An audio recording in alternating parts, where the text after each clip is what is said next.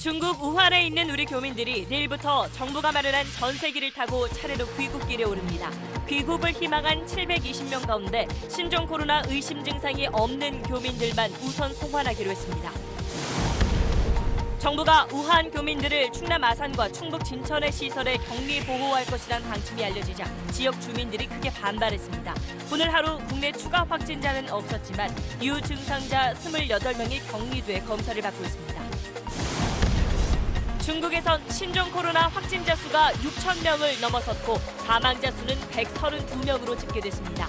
일본에 이어 독일과 타이완 등에서도 중국 우한을 방문한 적이 없는 사람의 2차 감염 사례가 확인됐습니다.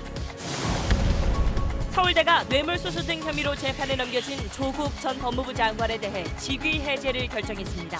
조 전 장관은 교수직 자체는 유지할 수 있지만 당분간 강의는 불가능해졌습니다. 청와대 하명 수사와 선거 개입 의혹을 수사하는 검찰이 백원우 전 청와대 민정비서관과 송철호 울산시장, 황운하 전 울산지방경찰청장 등 13명을 재판에 넘겼습니다. 임종석 전 대통령 비서실장과 이광철 청와대 민정비서관의 사법처리 여부는 4월 총선 이후에 결정할 방침입니다.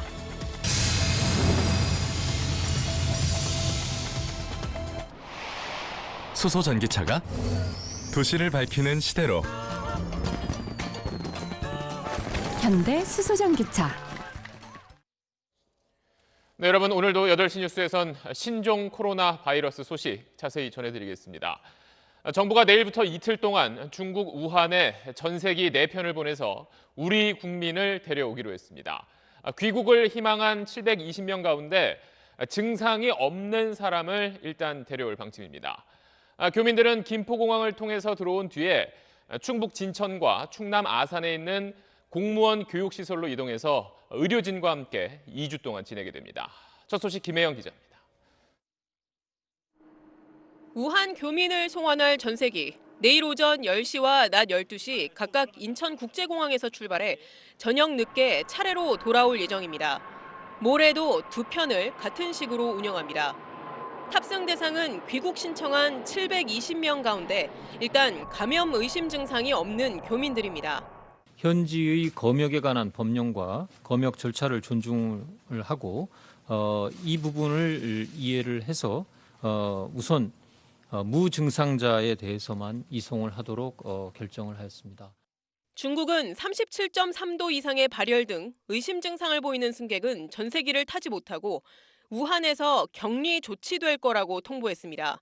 환자의 감염력이 없어질 때까지 출입국을 허용하지 않는 국제보건 원칙을 고수하겠다는 걸로 보이는데 정부는 전파 위험 없이 기내 이동이 가능하다며 의심 증상자 송환을 계속 설득하고 있습니다. 귀국한 교민들은 충남 아산과 충북 진천의 공무원 교육시설에 의료진과 함께 2주간 격리 수용됩니다. 전세기 투입에도 공항까지 가는 이동수단이 마땅치 않아 탑승이 여의치 않은 교민들도 많고 가고 싶은데 배우자가 외국 국적이어서 탑승이 안 되고 그다음에 거리가 멀어서 봉쇄돼서 탑승이 안 되시는 분들도 많습니다. 대략 120, 130명 정도 될 것으로 지금. 중국 국적자의 전세기 탑승은 안 된다는 현지 방침 때문에 탑승을 포기한 교민들도 있습니다. 중국 국적으로서 일단 아이들만 배정을 받았어요. 중국에서 얘들 엄마 출국하는 걸 허락을 안 하면 저희는 포기를 해야죠. 이런 가운데 아직 중국과 협의가 안 된 상황에서 유증상자도 데려올 거라는 복지부 장관의 발언이 나와 유증상자와 무증상자를 일단 가려냅니다. 그래서 유증상자들은 따로 격리된 비행기를 태우고요. 혼선과 엇박자 논란이 빚어지기도 했습니다. SBS 김혜영입니다.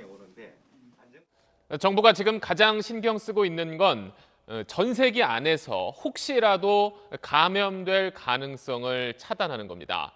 그래서 비행기 안에서 서로 떨어져서 앉도록 자리를 배치하고 또 전세기 탈 때 내릴 때 이렇게 2차례 검역하기로 했습니다. 계속해서 김학휘 기자입니다. 전세기에 탑승할 우한 교민들은 이륙 시간 5시간 전까지 공항에 도착해 검역 등 절차를 밟아야 합니다.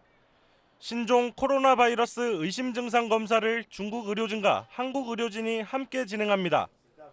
정부는 현재까지 교민 가운데 확진 환자는 없다고 밝혔지만 중국 측이 체온이 37.3도를 넘으면 탑승할 수 없다고 통보한 만큼 발열 여부가 가장 중요합니다.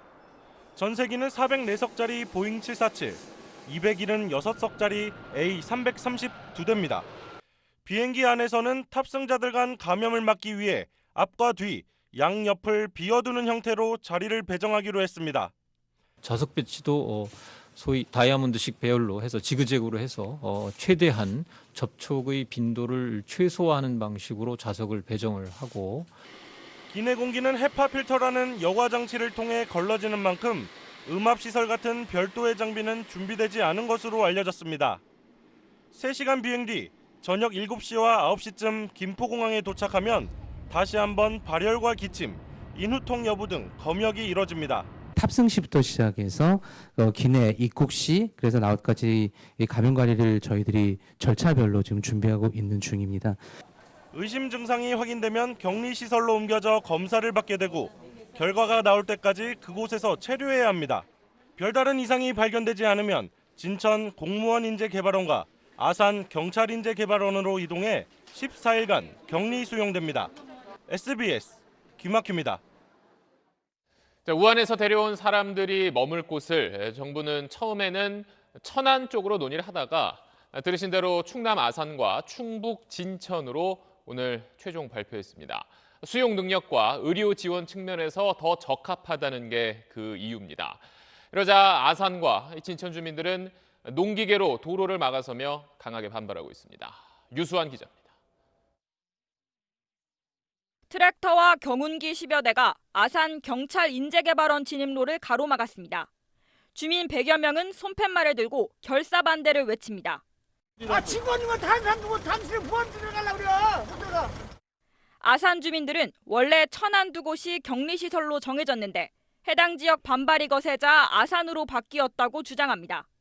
조건이 천안보다 훨씬 아산이 경찰대학이 나쁜데 왜 위치를 이쪽으로 하려고 하는지 그거를 우리 주민들은 인정할 수가 없고, 또 다른 격리시설인 진천 국가공무원 인재개발원도 사정은 마찬가지. 주민들은 반경 1km 안에 17,000여 명이 살고 있고 어린이집과 학교가 10개나 된다며 반대하고 있습니다. 그래서 만약에 발병이 됐을 때에도 저희 근처에 병원 없잖아요. 여기서 발병하시면 천안으로 가야 된다고 얘기 들었습니다. 정부는 700명이 넘는 교민을 수용하기 위해 여러 조건을 검토한 결과 아산과 진천 시설을 선택했다고 설명했습니다.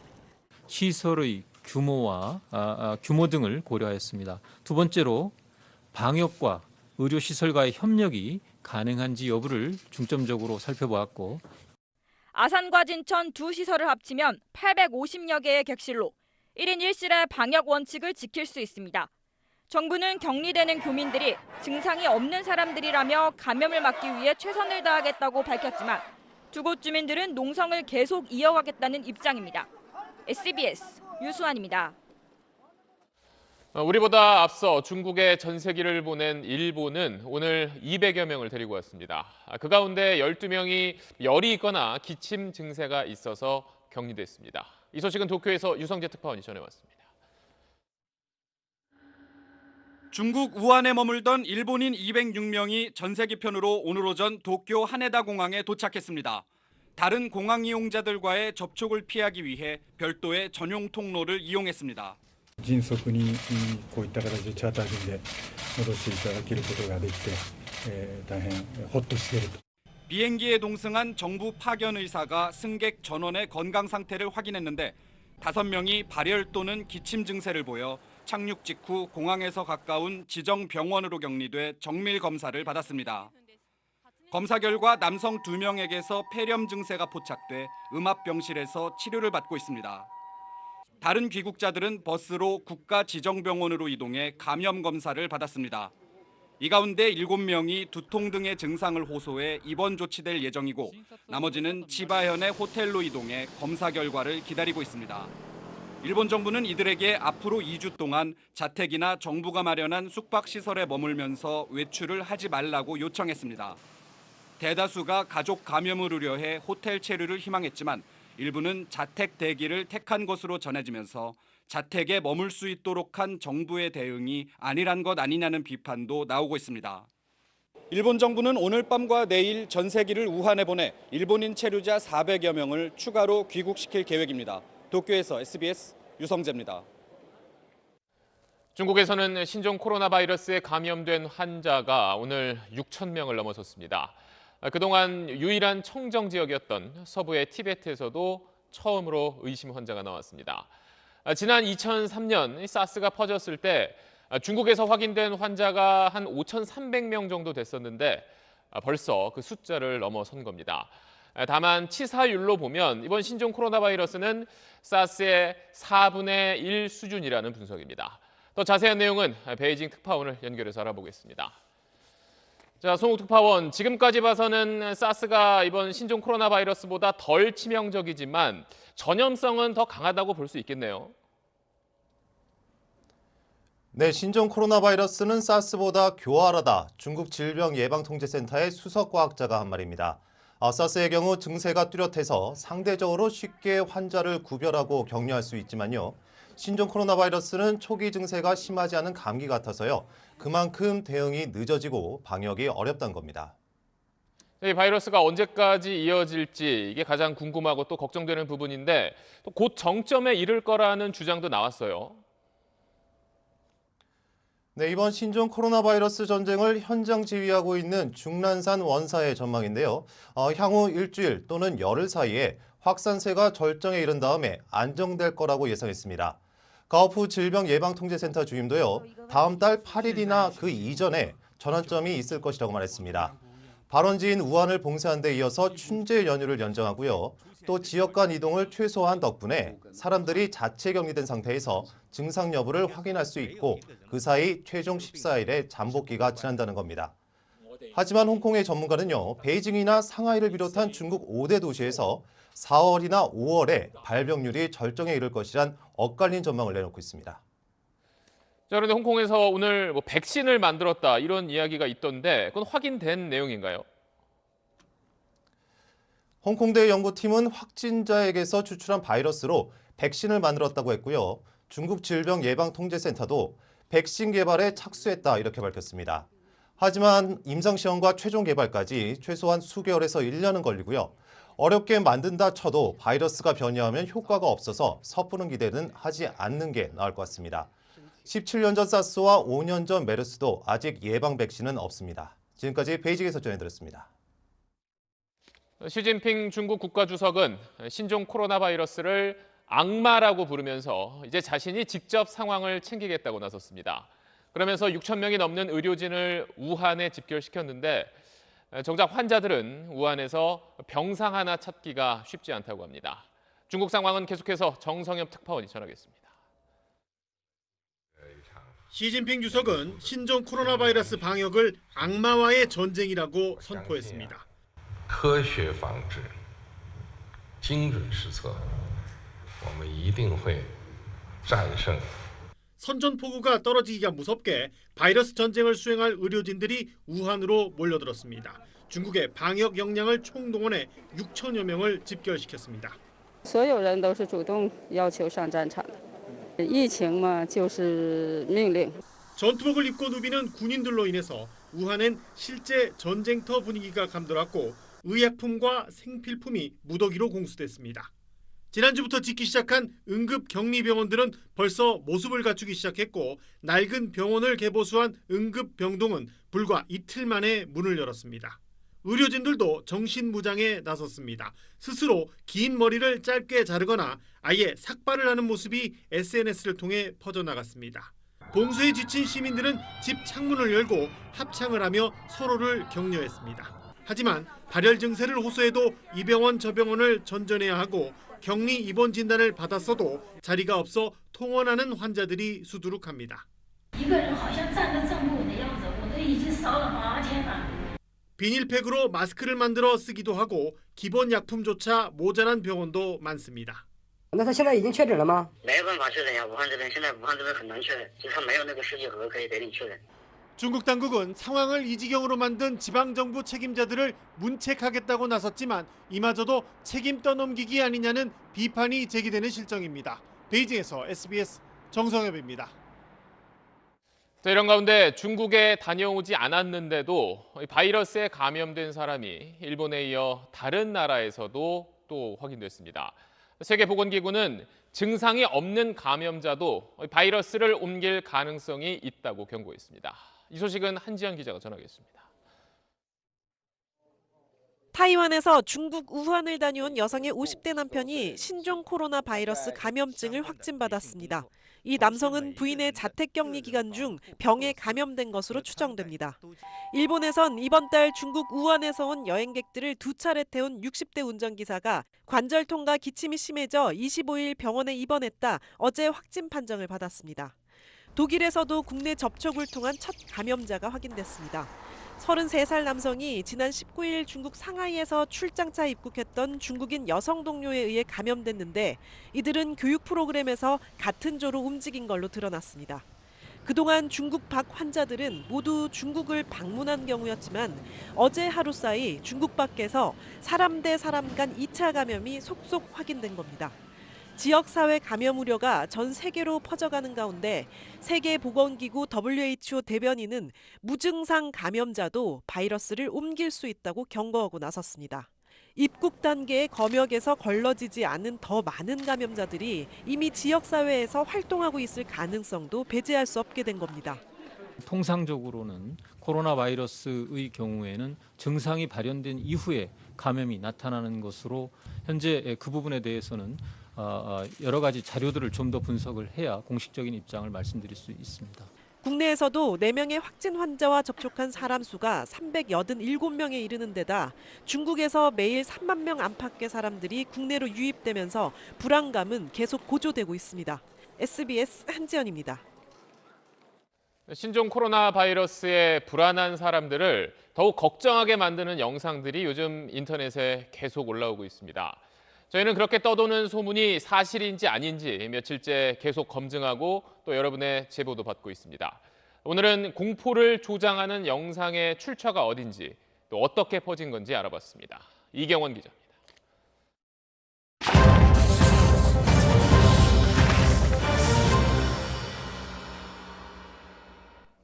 마스크를 쓴 한 남성, 중심을 잃고 갑자기 앞으로 고꾸라집니다. 사람들이 일으켜 세우지만 정신을 못 차립니다. 신종 코로나 감염자라며 인터넷에 떠도는 영상입니다. 영상이 퍼진 과정 추적해봤습니다. 지난 23일 한 트위터 계정에서 시작한 걸로 보입니다. 인도네시아의 한 방송사에서 이 영상을 소개했는데 국내에서는 외신에서도 보도됐다며 재인용돼 급속도로 퍼집니다. 영상 게시자한테 연락을 시도해봤지만 답은 없었습니다. 다만 인도네시아 방송국은 영상을 유튜브에서 내렸고요. 해외 유력 언론도 보도하지 않고 있습니다. 의사들은 신종 코로나 감염자가 영상처럼 쓰러지는 경우는 드물다는 쪽입니다. 발열이 나고 점점 진행하는 과정에서 갑자기 이렇게 쓰러질 수는 없거든요. 폐혈증으로 의식이 없어져 쓰러지는 경우라든지 아니면 심장마비나 그런 경우 아니고는. 이번에는 우한에 사는 한 남성이 만든 동영상입니다. 而且不光是通过口腔传播，病毒可以通过你的眼睛，都可以，很多内部的医疗。 국내 조회수 700만, 환자를 쳐다만 봐도 전염된다는 괴담이 퍼집니다. 당시에 치료하던 의사가 보호 안경을 쓰지 않아 감염됐다는 현지 보도도 있었습니다. 실제로는 확진자의 비말이 눈의 점막에 닿으면 감염될 수 있다는 뜻이었는데 이 남성이 눈으로도 전파된다고 말하면서 와전된 걸로 보입니다. 중국인들이 박쥐를 먹는 영상입니다. 신종 코로나가 박쥐에서 시작됐다.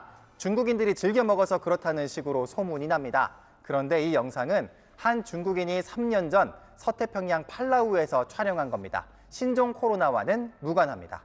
SBS 이경원입니다. 네, 오늘도 국내에선 다행히 새로 확인된 환자는 없었습니다. 하지만 증상이 있어서 확인해 봐야 하는 사람은 늘고 있습니다. 지금까지 모두 187명이 검사를 받았고 그 가운데 28명은 아직 그 검사 결과를 기다리고 있습니다. 거듭 말씀드리지만 지금 단계에서는 철저한 검역과 예방 그리고 모두의 적극적인 협조가 필요합니다. 그럼 검역이 한층 강화된 인천공항을 연결해 보겠습니다. 자, 박찬범 기자, 오늘 인천공항 검역 현장을 박 기자가 취재했는데 직접 보니 어떻던가요? 네, 오늘 오전 중국 텐진에서 온 입국자들에 대한 검역 현장을 지켜봤는데요. 5인 1조 검역팀이 입국자들의 열을 재고 건강 상태 질문서도 받았습니다. 검역 시간은 그만큼 평소 때보다 더 걸렸지만 입국자들 모두 적극 협조하는 모습이었습니다. 텐진에서 병원 가신 거예요, 그럼? 아니요. 어제부터 검역 관련 시설도 보강됐습니다. 검역대 바로 뒤에 역학조사대가 설치됐는데요. 입국자가 건강 상태 질문서에 발열 등 이상 증세를 쓰면 검역관이 역학조사대로 데려와 발열 등 환자 상태를 다시 한 번 더 확인합니다. 선별 진료소도 별도 공간에 마련됐습니다.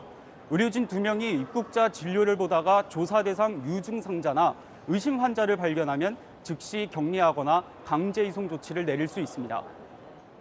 그런데 이제 비행기에서 내려서 검사를 받으러 가기 전에 여러 나라에서 온 사람들이 섞일 수 있다는 점 저희가 이 시간에 어제 지적을 했는데 그 부분은 해결이 됐습니까? 네, 비행기에서 내린 뒤 검역대 앞까지 길게는 300m 이상 걸어야 합니다. 이 때문에 중국 방문 입국자가 검역 전에 다른 입국자와 뒤섞일 수 있죠. 검역소도 이 문제를 인지하고 입국자들이 몰릴 때는 중국 방문자들이 검역 대기줄을 따로 서도록 하고 있습니다. 공항공사에 협조해서 최대한 중국에서 오는 비행기들을 한쪽으로 조금 집중시켜달라고 요청은 하고 있고요.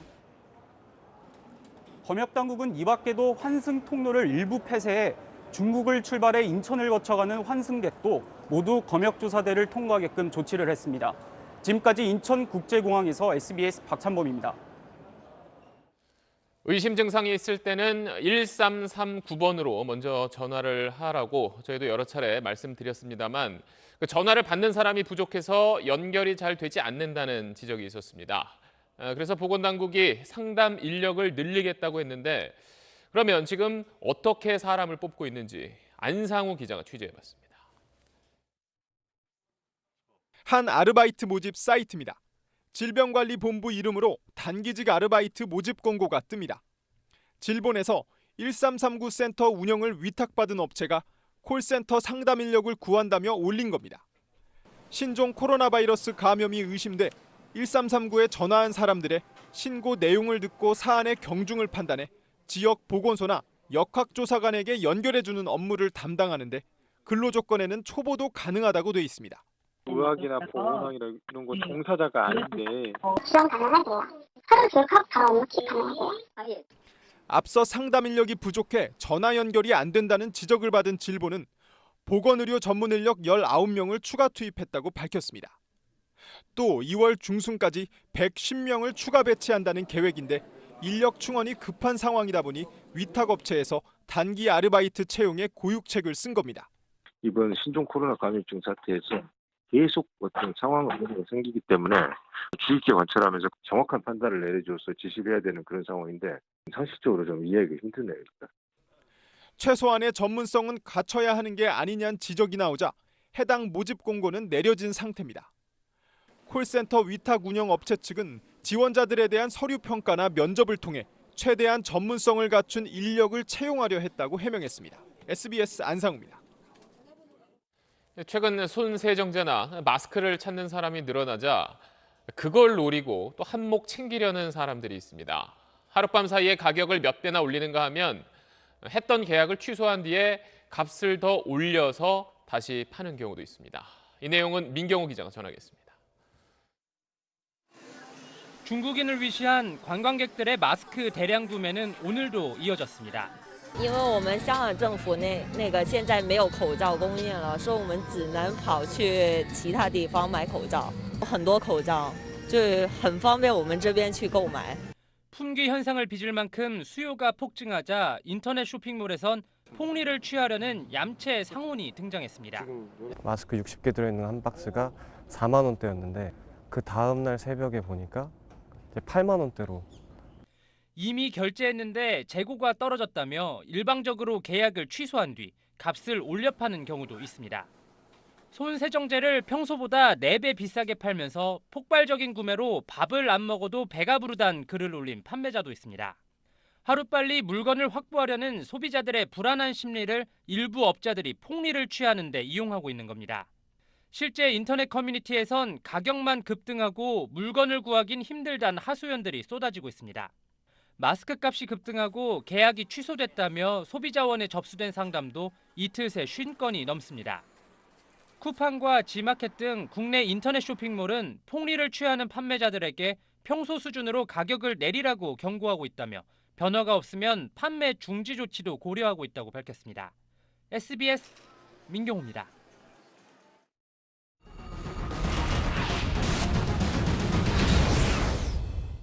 지금부터는 신종 코로나를 사스, 메르스와 비교해 얼마나 위협적인지 알아보겠습니다. 모두 박쥐나 낙타 같은 야생동물로부터 옮겨진 걸로 추정되지만 사람과 사람 사이에서 전파되면서 변종이 생겼을 가능성도 있습니다. 그래서 같은 코로나 바이러스지만 모두 다릅니다. 먼저 치사율을 보면 메르스가 가장 높고 사스, 신종 코로나 순으로 추정됩니다. 세계보건기구에 따르면 메르스의 치사율이 34%, 사스의 치사율이 9.6%입니다. 신종 코로나 바이러스는 추정만 할 수 있는데 현재까지 3% 안팎으로 보입니다. 다음 전파력 보겠습니다. 사스는 1인당 평균 4명에게 전파되고 메르스는 평균 0.9명 수준입니다. 어제까지 신종 코로나의 전파력은 사스와 메르스 그 중간쯤으로 알려졌는데 오늘 중국 측 통계를 보면 이미 사스를 넘어섰을 가능성도 있습니다. 치료제를 만들 수 있느냐도 관건인데 셋 다 변종을 매우 잘 만들어서 치료제를 개발해도 곧 변종이 나오기 때문에 제약사들이 선뜻 개발에 나서지 못하고 있습니다. SBS 최재영입니다. 네, 이렇게 신종 코로나로 모두가 긴장하고 있다 보니 국내에 사는 중국 동포들은 요즘 의심스러운 눈길을 많이 받는다며 답답함을 호소하고 있습니다. 이 상황이 빨리 지나가기를 바란다고 말하는데요. 손용환 기자가 만나봤습니다. 서울 속의 중국으로 불리는 곳, 중국 동포 3만 5천여 명이 사는 영등포구 대림동입니다. 저는 지금 대림동 중앙시장에 나와 있습니다. 신종 코로나 확산에 대한 공포감 때문에 외부 방문객들의 발길이 크게 줄어든 모습입니다. 평소 점심시간 손님으로 꽉 찼던 식당, 오늘은 텅 비었습니다. 대림동이 이 발병 근거지 되고 대림동 가면 안 된다, 대림동 가지 말라. 이런 것이 좀 타당치 못하지 않는가. 예약 취소도 잇따르고 있습니다. 연기의 사유라는 게 좀 식당 오기 그렇다 이런 취지인 거죠. 난 식당 오기 그렇고 모임하기 그렇고. 온라인에도 중국 동포들 식당 가기 꺼려진다. 중국 동포 가사 도우미를 한동안 오지 말라고 했다는 글들이 잇따르고 있습니다. 최근 중국을 다녀온 적이 없는 중국 동포들은 이런 시선이 답답합니다. 솔직히 우리 교포들하고는 상관이 없는 것 같아요. 왜냐면 우리 교포들은 한국에 있잖아요. 그리고 중국에 거의 안 들어간 상태이다 보니까 같이 접촉한 그런 것도 없고 한데 왜 우리가 여기서 냉대를 받고 그렇다고 해가지고 그럴 수 있나? 그건 아니잖아요. 경기도 안산의 다문화 거리. 중국어로 신종 코로나 예방 수칙을 적은 현수막이 곳곳에 붙어 있습니다. 한 중국 동포는 가뜩이나 모자란 일자리가 중국 혐오 때문에 더 줄어들까 걱정했습니다. 우리 아들을 어제 데려왔는데 회사에서 나와가지고 일하러 오지 말라. 우리 집에 오지 말라 가지고. 같은 비행기를 타도 중국 사람이라면 옆에서 좀 보는 게 눈길이 달라요. 제가 접촉된 사람도 없고 하는데 그런 눈길로 그런 생각으로 받아들이는 자체가 솔직하게 무시받는 것 같고. 이 상황이 빨리 지나가기를 기다릴 뿐 달리 할 수 있는 일이 없다는 게 대부분 중국 동포들의 생각이었습니다. SBS 손형환입니다. 네, 새학기를 앞둔 대학가에도 비상이 걸렸습니다. 중국 대학에 다니는 우리 학생들은 휴학을 고민하고 있고 우리나라에서 공부하고 있는 중국 유학생들에 대해선 대학들마다 여러 방안을 내놓고 있습니다. 이현정 기자입니다. 3월 개강을 앞둔 대학가. 학생들은 방학을 맞아 중국으로 돌아갔던 유학생들의 귀국을 앞두고 긴장하고 있습니다. 한국에 한꺼번에 이렇게 돌아오실 때 또 감염되신 분이 있을까 봐 사실 걱정이 조금 되긴 하는 것 같아요. 신입생들끼리 만난 자리도 저희 학과는 취소됐었고. 구체적인 대책도 나오기 시작했습니다. 부산외대는 춘제 연휴 기간 중국을 다녀온 중국인 학생들에게 2월 말 이후로 입국을 연기해달라는 권고 메일을 보냈습니다. 배제되는 중국 학교와의 교환학생 제도를 일시 중단했습니다. 방학 중 외국인 학생들이 듣는 한국어 학당 수업도 속속 휴강하고 있습니다. 곧 중국으로 돌아가야 하는 우리 유학생들도 걱정이 큽니다. 3주 안에 상황이 해결되지 않을 것 같으니까 이런 상황이면 우리가 휴학을 해야 되지 않을까? 개강을 만약에 해서 들어간다면 이게 정말 불구덩이 속으로 들어가는 게 아닌가. 겨울방학이 끝날 때까지 돌아오지 말라고 할 뿐 개강 연기나 휴학 안내는 없었습니다.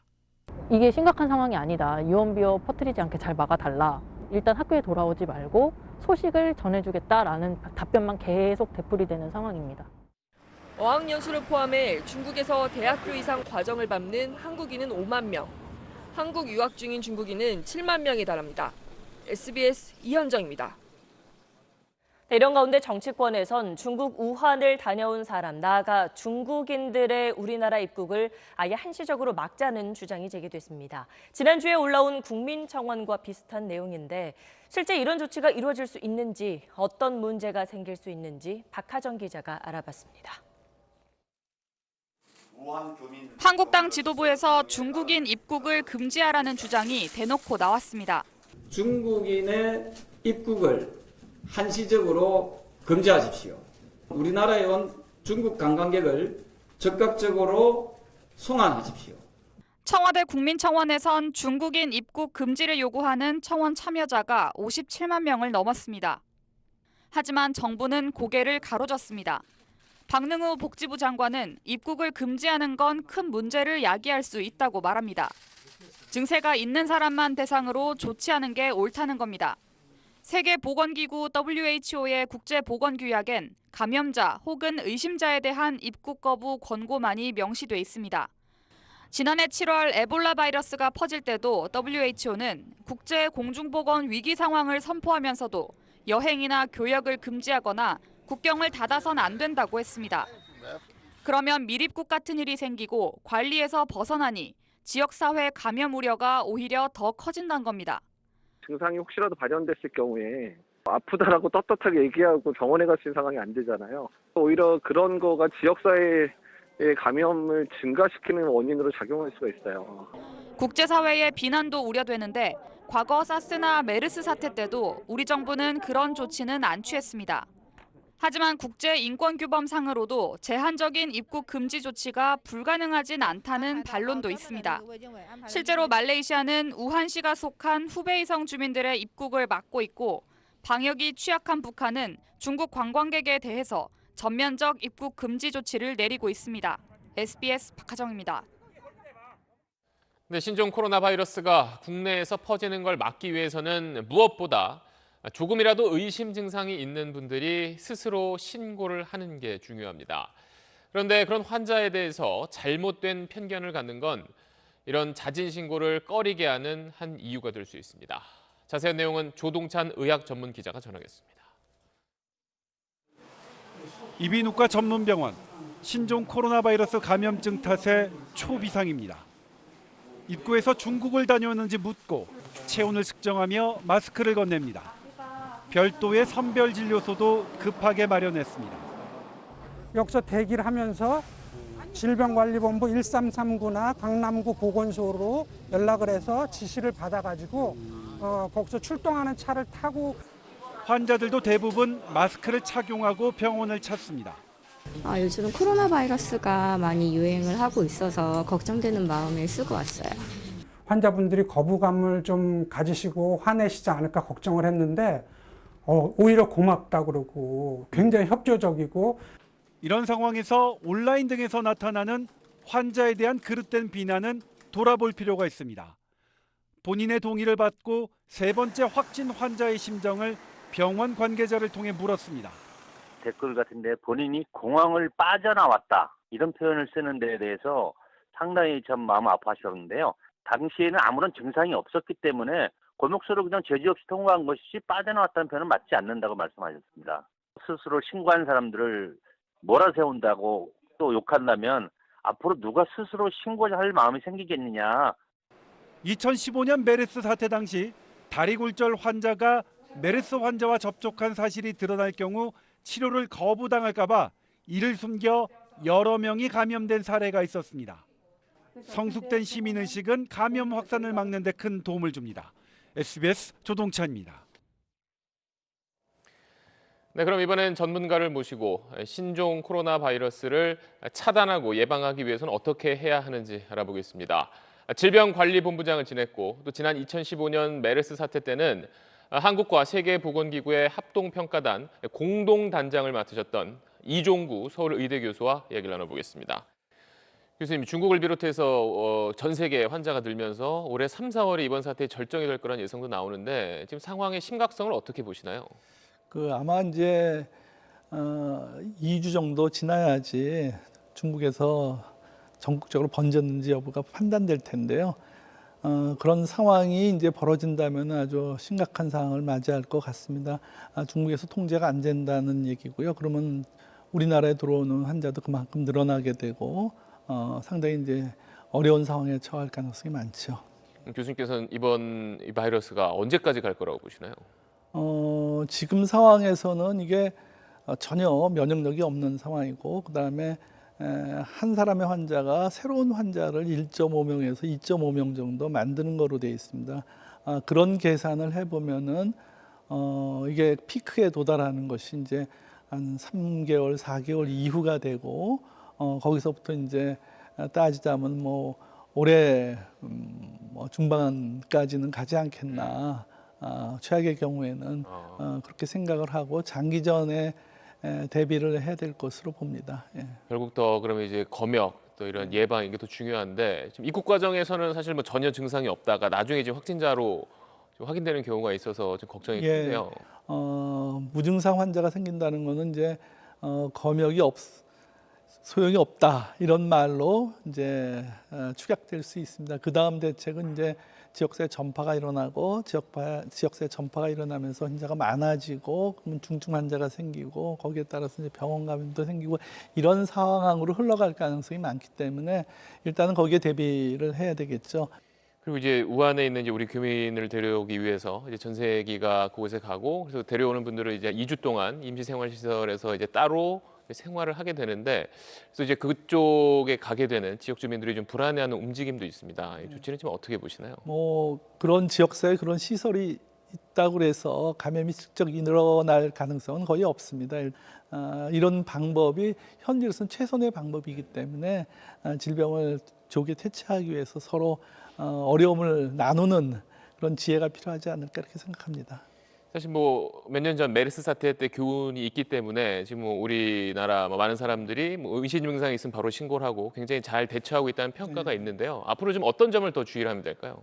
메르스는 병원 감염 중심으로 이제 일어났기 때문에 사실은 이제 쉽게 관리가 되는 상황이라고 볼 수가 있습니다. 근데 지역사회 전파가 일어나기 시작하면은 이거는 이제 상당히 어렵죠. 방역만 가지고 해결하기가 어렵고 각자 이제 예방 수칙을 잘 지키고 예를 들어 손을 잘 씻고 기침 예절을 지킨다든가 그런 속으로 이제 서로 정부가 할 일과 국민들이 할 일을 좀 나눠서 해야 되지 않겠나 이렇게 생각을 합니다. 예. 네, 알겠습니다. 오늘 교수님 말씀 여기까지 듣도록 하겠습니다. 오늘 나와주셔서 감사합니다. 네, 다음 소식으로 넘어갑니다. 서울대학교가 뇌물수수 등의 혐의로 기소된 조국 전 법무장관의 법학전문대학원 교수직을 직위 해제했습니다. 교수 신분은 유지되지만 강의는 할 수 없게 된 건데 조 전 장관은 부당하지만 수용하겠다고 밝혔습니다. 안희재 기자입니다. 서울대가 조국 전 법무부 장관에게 교수 직위 해제를 통보하면서 내세운 이유는 학생들의 수업권입니다. 재판 준비로 정상적인 강의 진행이 어렵다고 판단한 겁니다. 그동안 서울대는 교직원이 기소되면 사립학교법을 준용해 직위 해제 조치를 해왔는데 같은 결정을 내린 겁니다. 직위 해제가 되면 교수 신분은 유지되지만 강의는 할 수 없고 급여도 깎입니다. 조 전 장관이 지난달 개설하겠다고 신청한 형사 판례 특수연구 강의도 폐강됩니다.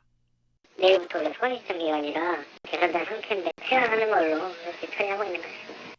서울대는 다만 직위 해제는 유무죄를 판단하는 징계와 달리 교수로서 직무를 정지하는 행정조치라며 재판에서 유죄가 나오면 징계 절차를 논의하겠지만 무죄가 나오면 철회할 수 있다고 설명했습니다.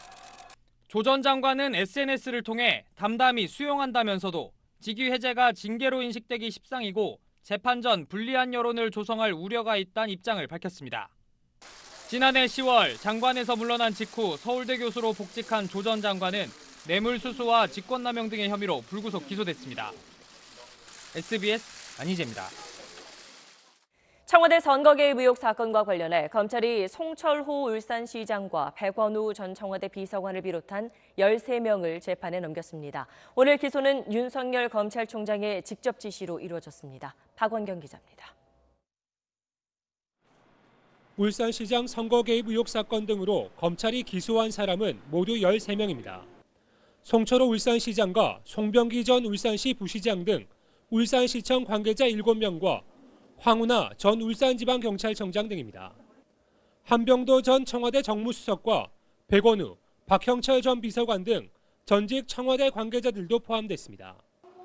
송철호 시장과 황운하 전 청장에겐 공직선거법 위반 혐의 등이 적용됐습니다.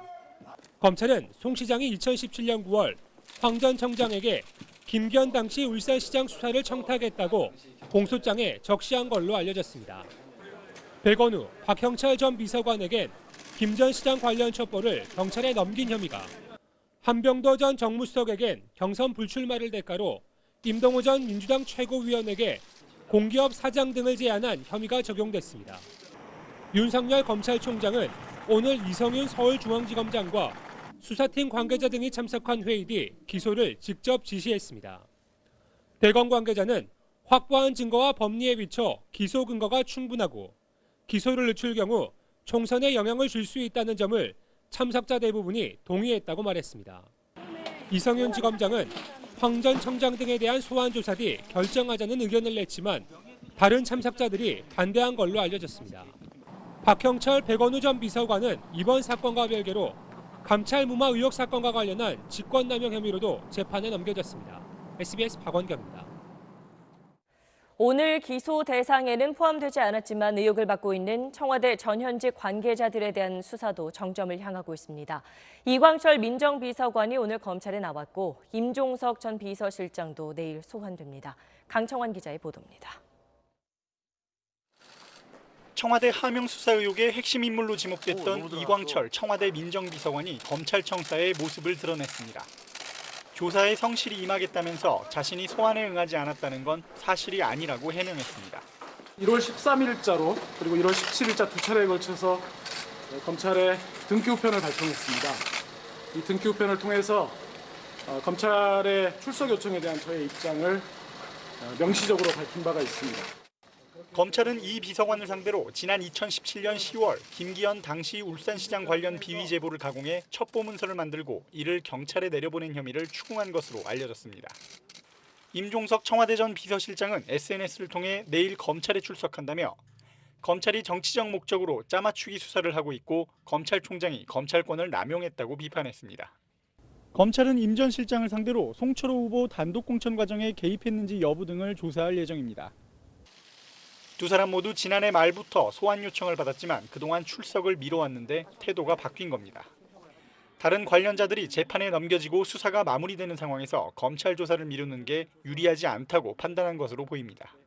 두 사람에 대한 기소 여부는 총선 이후에나 결정될 것으로 알려졌습니다. SBS 강청원입니다. 안철수 전 의원이 오늘 자신이 만든 바른미래당을 전격 탈당했습니다. 당권을 달라는 요구를 손학규 대표가 거부하자 바로 탈당한 건데 신당 창당이 유력합니다. 4년 전 총선을 앞두고 했던 행보와 비슷하다는 평이 나옵니다. 정윤식 기자입니다. 자기 손으로 만든 당을 2년 만에 떠나면서 안철수 전 의원은 비통이란 단어를 썼고 복받친 듯 말을 잇지 못하기도 했습니다. 비통한 마음으로 바른미래당을 떠납니다. 내부 통합도 혁신도 국민께 삶의 희망과 비전도 제시하지 못하는 정당이 되었습니다.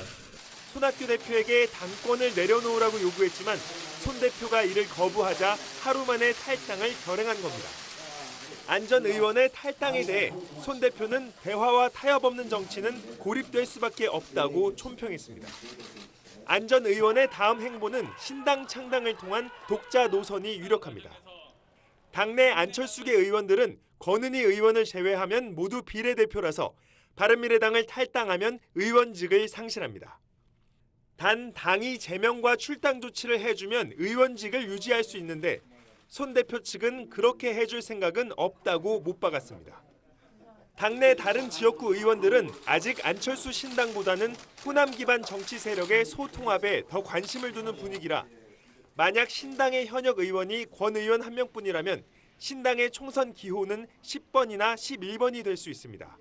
안 전 의원은 20대 총선을 앞둔 지난 2015년 12월 자신이 공동 창당한 새정치민주연합을 탈당한 뒤 국민의당을 만든 적이 있습니다. 안 전 의원이 4년 전과 비슷한 행보를 보이는 가운데 안철수 신당이 야권의 통합 논의엔 또 어떤 변수가 될지 주목됩니다. SBS 정윤식입니다. 영입인재 원종건 씨가 데이트 폭력 의혹으로 퇴장한 데 대해 민주당 지도부가 일제히 고개를 숙였습니다. 하지만 당 안팎에서 후폭풍이 이어졌고 논란이 일었던 인사들에 대한 불출마 압박도 커졌습니다. 윤나라 기자가 보도합니다. 민주당 인재영입위원장도 맡고 있는 이해찬 대표는 원종건 씨 영입에 대해 공식 사과했습니다. 국민과 당원께 심려를 끼친 점을 송구하게 생각을 합니다. 당에서 좀 더 철저히 조사를 하도록 하겠습니다. 이인영 원내대표도 실망과 염려를 끼친 데 대해 사과한다며 고개를 숙였습니다. 이벤트성 외부 인사 영입에 대한 쓴소리도 나왔습니다. 영입 인재에만 스포트라이트가 모아지고 공천에서 혜택을 받을 경우 이들의 기회는 줄어들 수밖에 없습니다. 민주당은 후폭풍 차단 차원에서 후보자 검증을 한층 강화하겠다고 밝혔고 논란이 있는 인사들에 대한 압박 수위는 더 높였습니다. 부동산 투기 의혹 때문에 예비 후보 자격 심사에서 3번이나 판정이 보류된 김의겸 전 청와대 대변인은 SNS에 뚜벅뚜벅 나아가 꼭 이겨내겠다며 출마 강행 의지를 밝혔습니다. 그러자 민주당 핵심 관계자는 고민할 시간을 더 주겠지만 그 이후엔 절차에 따라 진행할 것이라며 냉랭한 반응을 보였습니다. 성추행 의혹이 일었던 정봉주 전 의원이 같은 당 금태섭 의원의 지역구인 서울 강서갑 출마를 선언한 데 대해서도 당내에선 우려의 목소리가 나옵니다. 명예훼손 1심 재판에선 무죄를 받았지만 아직 최종 판결이 나온 건 아닌데다 공수처법 본회의 표결 때 기권한 금 의원에 대한 표적 공천으로 비칠 수도 있어 당 내부에서 부담스러워하는 기류가 형성돼 있는 겁니다. SBS 윤나라입니다. 오늘 울산 앞바다에서 기름띠가 발견돼 긴급 방제 작업이 벌어졌습니다. 바다에 떠있는 원유 이송시설 압력계가 부서지면서 기름이 유출됐습니다. UBC 배대원 기자입니다. 에메랄드빛 바다 위로 기름띠가 넓게 퍼져 있습니다. 아침 8시쯤 울산 간절곶 남쪽 3.6km 해상에 갈색 유분이 떠다닌다는 신고가 접수됐습니다. 울산은 물론 부산과 통영까지 경비함정 30여 척이 동원돼 해수를 뿌리자 얇은 유막이 기화하며 사라집니다. 기름은 유조선에 있는 원유를 해저 송유관을 통해 육지로 이송하는 일명 부위에서 유출된 원유입니다. 기상 악화로 추정되는 원인으로 원유 부위 상단에 있는 압력 게이지가 파손되어 원유 일부가 유출된 것으로 파악하고 있습니다. 해경은 곧바로 파손된 부위를 차단했습니다. 기름 유출이 시작된 원유 이송 시설입니다. 현재 공기 탱크에 바닷물이 들어가 수평을 잃고 기울어져 있습니다. 1960년대 조성된 울산석유화학공단에서 탱크한 원유를 관으로 옮기는 과정이 아닌 해상 부위의 결함만으로 사고가 난 건 사상 처음입니다. 기름은 길이 3km, 너비 200m 규모로 넓게 퍼졌지만 5시간 만에 방제가 마무리되면서 인근 양식장에 별다른 피해는 없었습니다. 해경은 정확한 유출량과 관리 주체인 SOE를 상대로 과실 여부 등을 조사할 예정입니다. UBC 뉴스 배대원입니다. 그룹 BTS가 다음 달 새 앨범 발매를 앞두고 미국에서 신곡의 첫 무대를 공개했습니다. 방탄소년단은 대중음악과 다양한 예술 장르를 접목하며 새로운 모습을 보여주고 있는데요. 김수연 기자가 보도합니다.